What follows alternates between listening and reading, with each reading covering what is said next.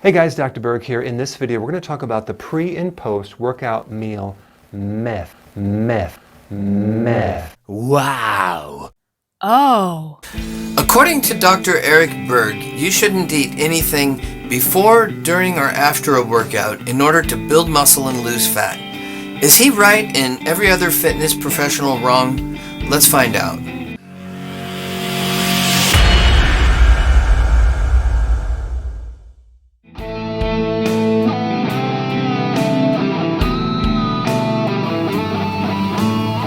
Alright, welcome to the Spirit and Muscle broadcast where faith meets fitness. I'm Young Gerald, certified personal trainer. And I stumbled on this video by Dr. Berg while researching for my videos on pre and post workout nutrition. The title of his video is The Pre and Post Workout Meal Myth. And when I saw that, immediately I knew I was going to make a response video.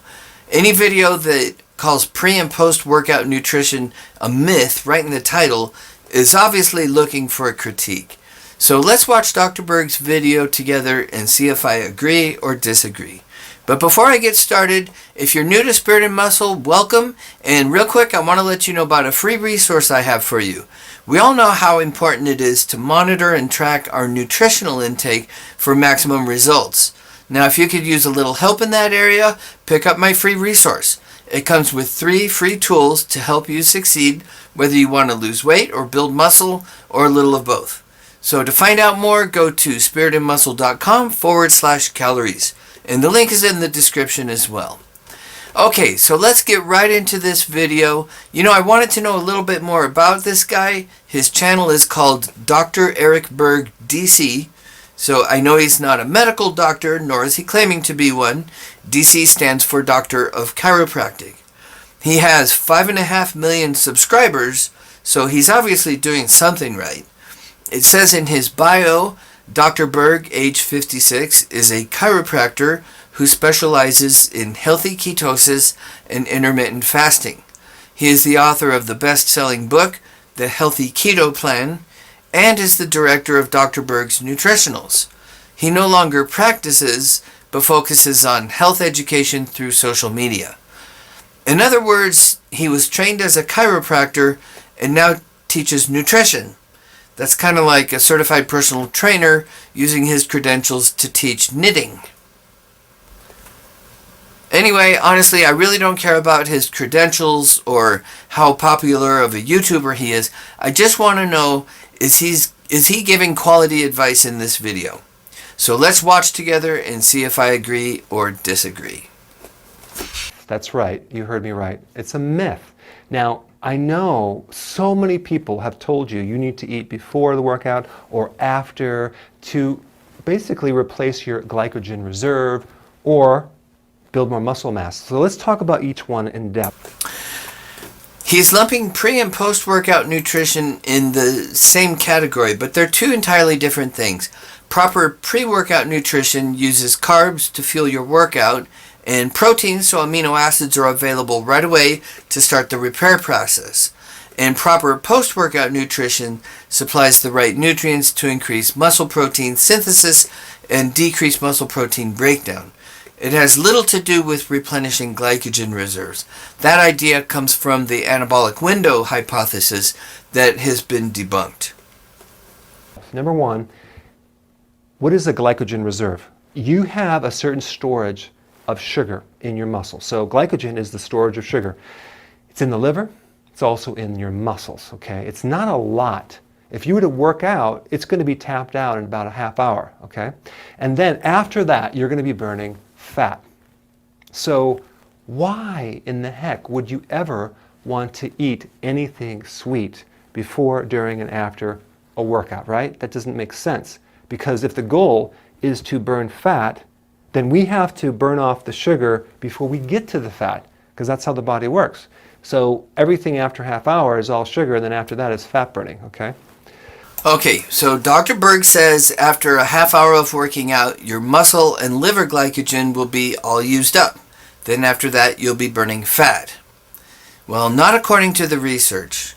According to research published in 2015 by Newman, Hopman, and Mensink, A typical resistance exercise session has been shown to reduce glycogen levels by approximately 24 to 40%. He then goes on to ask, why the heck would you want to eat anything sweet before, during, and after your workout? If the goal is to burn fat, then that doesn't make any sense. Alright, with all due respect, Dr. Berg, you're not making a lot of sense. A second ago you were talking about replenishing glycogen stores and building muscle. Now you're saying the whole purpose of working out is to burn fat.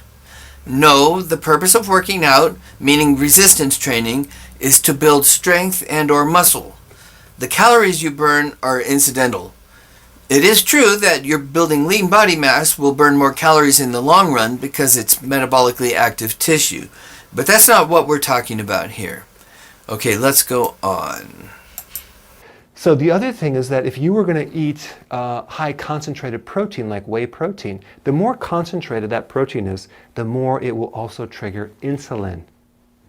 So a whole egg with fat has much less response for insulin than concentrated protein whey protein powder, okay? So every time you consume more concentrated protein, you're stimulating insulin. What does insulin do? It stops fat burning completely. So every time you're doing the protein, you're actually raising insulin. In fact, every time you eat, you stimulate insulin. So why would you ever want to eat around your workout? See, the whole goal is to use exercise to stimulate your metabolism, to then tap into the fat reserves that you have and make your own fat the meal that you're eating, not the dietary meal. So I recommend not eating anything before, during, and after a meal. Wait a sec. Did he say he doesn't recommend eating anything before, during, and after a meal? Okay, he probably meant he doesn't recommend eating anything before, during, and after a workout, obviously. He says eating protein triggers insulin, and insulin stops fat burning. And to him, the whole goal of exercise is to stimulate your metabolism, quote unquote, and tap into your fat reserves. Now, the only way I know to do that is by building muscle. And he did say he was going to talk about muscle building in depth, so let's continue. Now, the other point is you need to eat protein to build muscle mass. Now, muscle mass, what you ate right before the workout or after, it's going to take at least 24 hours to be digested, go through your liver, and end up in your muscles, okay? Sometimes longer. So if you have this idea that that protein shake is really going to your muscles, it's not. It's being digested, and it takes a long time for that to go into the muscles. So you really don't need protein around your workout to build muscle mass. It's the meal that you ate yesterday that's going into the muscles, not during or after the workout, all right? Yesterday? So according to Dr. Berg, it takes 24 hours or more for protein to be digested and used by your muscles. I have no idea where he comes up with this stuff. In a study published by Brad Schoenfeld and Alan Aragon in 2018, they noted that whey protein's absorption rate has been estimated at 10 grams per hour, meaning it would take just 2 hours to fully absorb a 20-gram dose, spiking muscle protein synthesis. And cooked egg protein has an absorption rate of approximately 3 grams per hour, meaning absorption of an omelet containing the same 20 grams of protein would take approximately 7 hours. Now, most solid food protein sources fall between those two extremes. In any case, it absolutely does not take 24 hours. And also, if your liver is overloaded with too much protein, it won't end up in your muscles. So our bodies do really good with muscle building if that liver is healthy, if you don't overload it, and you have all the trace minerals that help with the building of the muscle. So what we want to do is we want to avoid insulin because insulin nullifies growth hormone. So take a look at this. When you exercise, you induce a stress event that breaks down your muscles, it burns up sugar in the muscles, and then you're going to eventually stop. And then your body's going to recover. During the recovery process is where your digestion's occurring, where your body is building back up, where it's using fat. So if you eat during this process, you are going to slow down your benefits of weight loss and muscle building. And there's some exceptions, I'll get to that. So the point is that the benefits of exercise actually occur 24 to 48 hours after you work out in the deep sleep. So a much better strategy would be to focus on getting a better sleep and not eating anything before, during, and after a workout, okay? Okay, he says if your liver is overloaded with too much protein, it won't end up in your muscles. I think he means protein that's not used for tissue repair and building is used as energy by the body, and the liver's involved in that process. And that's true, but it has nothing to do with overloading the liver. That's a strange way to put it. Then he says we want to avoid insulin because it nullifies growth hormone. Well, you know what else it nullifies? Cortisol. Having a little insulin present while you train will keep cortisol levels in check and inhibit muscle breakdown.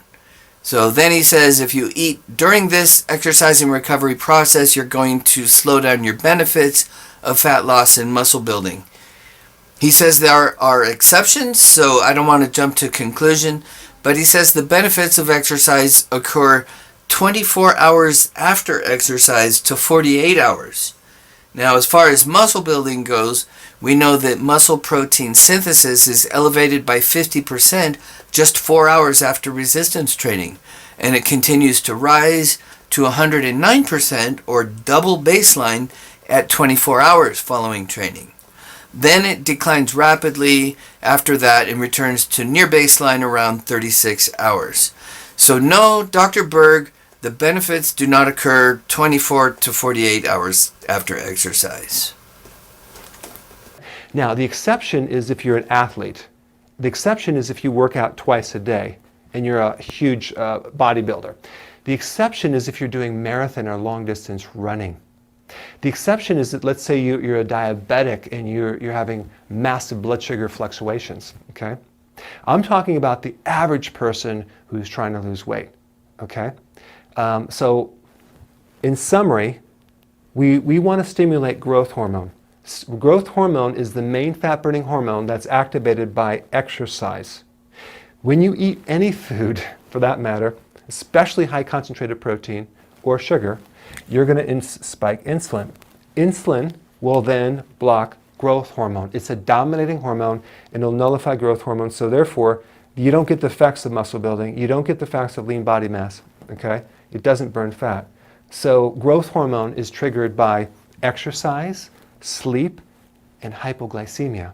So we want to exercise to tap out our sugar reserves, creating a lower hypo effect of our sugar, hypoglycemia effect, not a bad hypoglycemic, but just a lower blood sugar, to keep this growth hormone active so we can really benefit from that workout, okay?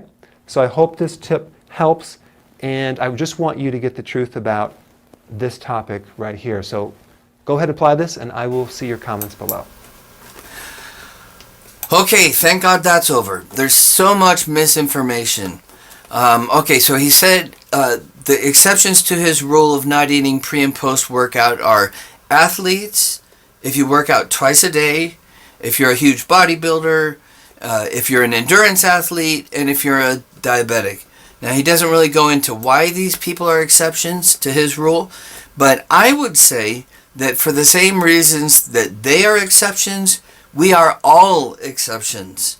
An athlete needs pre- and post-workout nutrition to maximize his performance, right? Well, do you want to maximize your performance? A bodybuilder wants to maximize muscle growth. Do you want to maximize muscle growth? A diabetic needs to control his blood sugar. Do you want to control your blood sugar? If so, then proper pre- and post-workout nutrition should not be neglected. Then he says his advice is for the average person who's trying to lose weight. I think skipping out on pre- and post-workout nutrition is bad advice for anyone. In fact, I believe pre- and post-workout nutrition is the most important nutrition of your entire day. Now, he summarizes by saying it's all about stimulating growth hormone and keeping insulin low. if you follow his advice in this video, you may burn fat, but you certainly won't maximize muscle growth. In fact, being in a catabolic state before, during, and after training, you're sure to lose muscle. What does the Bible say about it? Well, 1 Thessalonians 5:21 says, "But test all things carefully, hold firmly to that which is good." I don't think Dr. Berg is purposely trying to deceive anyone. I think he's fixated on keto and intermittent fasting, and to him, carbs are the enemy. I believe he's honestly trying to help people, but the bottom line is, we are all responsible for what we put in our bodies. So test all things carefully and hold firmly to that which is good.